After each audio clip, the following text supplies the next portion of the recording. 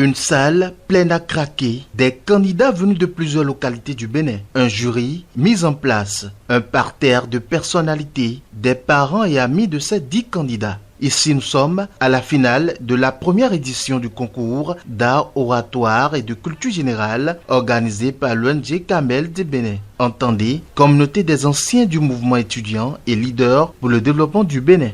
Honorables membres du jury, cher public, nous devons très profondément nous questionner, nous interroger sur la toute-puissance que nous attribuons parfois à certaines choses. Et depuis l'avènement de la démocratie, nul ne saurait ne pas reconnaître comme le Bénin comme un pays de stabilité notable avec un développement économique certain.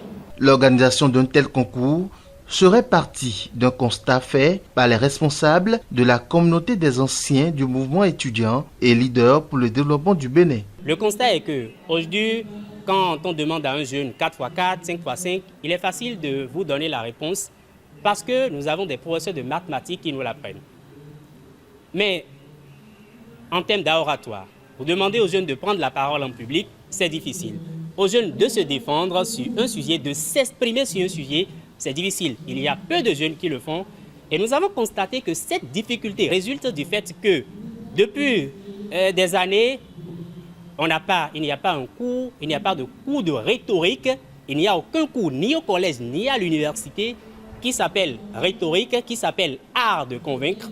Et donc, nous jeunes sommes des autodidactes de la parole. Et sur ce, les organisateurs sourires aux lèvres affirment que les objectifs sont atteints. Samuel Cloutoué, président du Camel de Bénin. Les objectifs sont atteints du moment où on ne s'est pas trompé déjà en ce qu'il y a des talents qui peuvent le faire.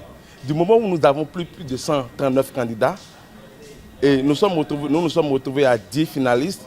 Et ces 10 finalistes nous offrent une fête exceptionnelle et nous prouvent que le Bénin, qu'on qualifie de quartier latin, aujourd'hui nous pouvons nous vanter encore que le Bénin est un quartier latin, puisqu'il y a de ce talent qu'il faut mettre en lumière. Nous avons eu plutôt des partenaires, mais plus de partenariats médias. Nous n'avons pas eu vraiment des gens qui nous ont accompagnés, puisque ceux que nous allons associer, remercier plutôt, c'est la Camel Bénin, puisque au niveau de la Camel Bénin, cette caisse a servi d'organiser cela. Nous sommes dans un écosystème où les gens n'ont pas confiance, où les gens ne se mettent pas. Donc nous avons de ces partenariats-là, médias, mais nous avons d'autres partenaires qui viennent et qui disent ce qu'ils vont faire. Nous attendons de voir, puisque ce que nous appelons d'ailleurs, c'est que les gens viennent.